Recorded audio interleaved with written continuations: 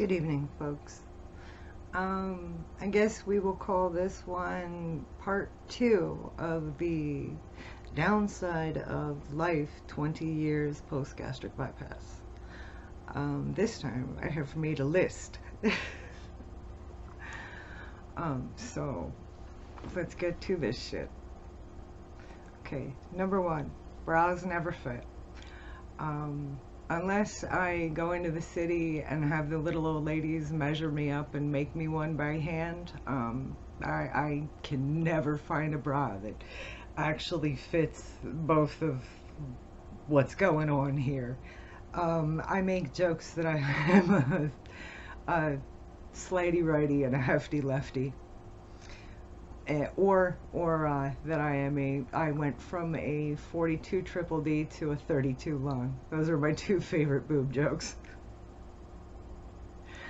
Okay. My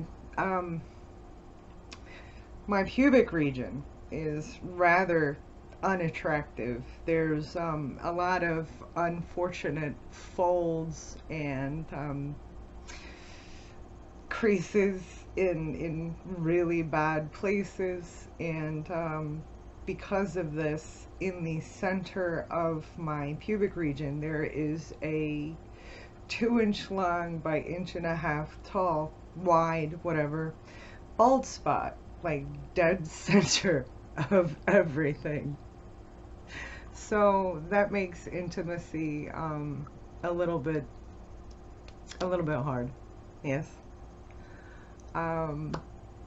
Now, on to the more serious stuff.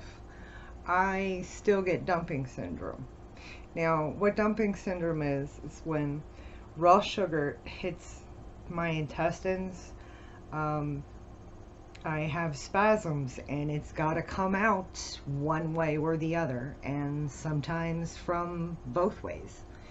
So it makes it very hard for me to eat out, like at restaurants or even at friends' houses, because people put sugar in the weirdest damn things.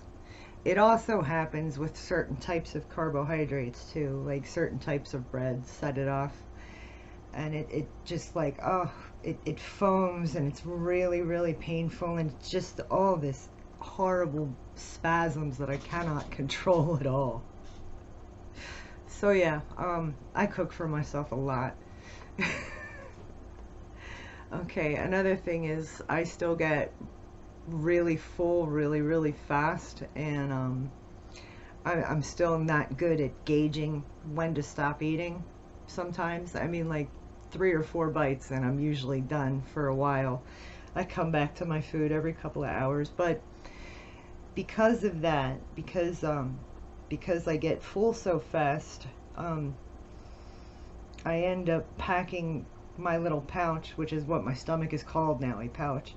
I end up packing my pouch too tight, and I can't digest anything that's in there, so I have to give a little bit of it back. And that involves going into the bathroom and doing something secret.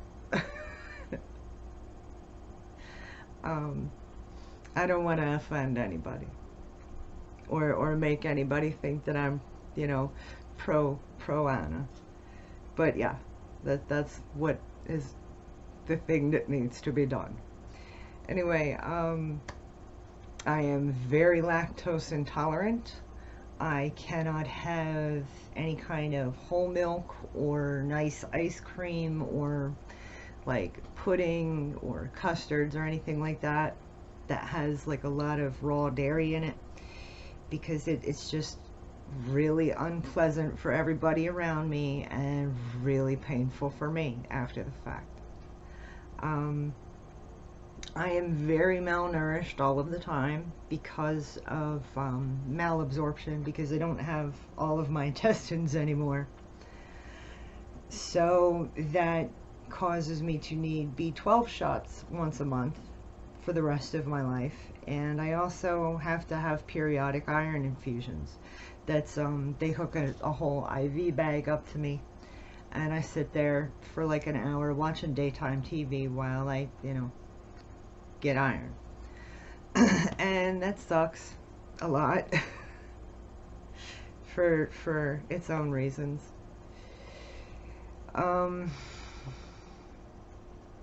Let's see.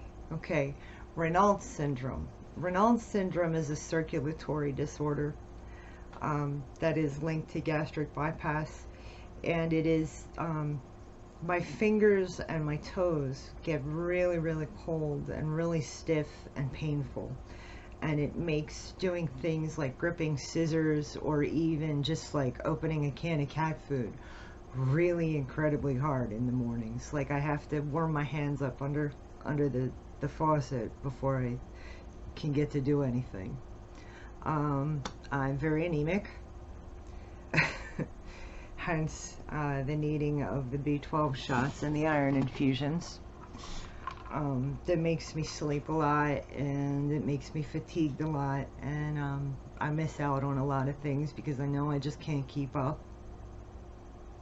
and it really sucks.